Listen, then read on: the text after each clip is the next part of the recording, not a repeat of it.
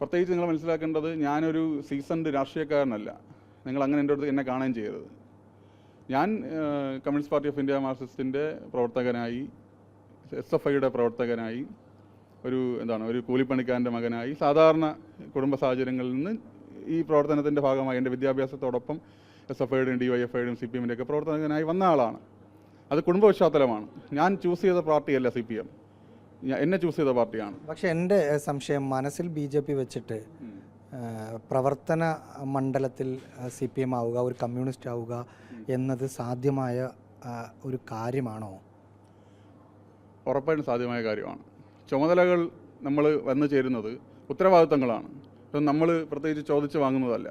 നമ്മൾ എൻ്റെ ജീവിത സാഹചര്യങ്ങൾ, കുടുംബ സാഹചര്യങ്ങൾ, വീടും കുടുംബവുമുള്ള പശ്ചാത്തലം, നാട്, ഇതൊക്കെയാണ് നമ്മൾ രാഷ്ട്രീയം തീരുമാനിക്കുന്നത്.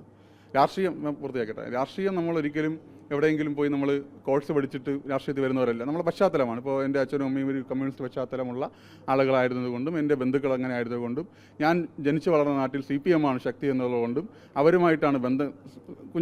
കുഞ്ഞു മുതലേ ഒരു ബാലസംഘം പ്രായം മുതലേ ബന്ധം അവരായതുകൊണ്ടും ഞാൻ ഒരു SFI പ്രവർത്തകനും DYFIയും ബാലസംഘവും CPM ഒക്കെ ആയി മാറി എന്നുള്ളതാണ്.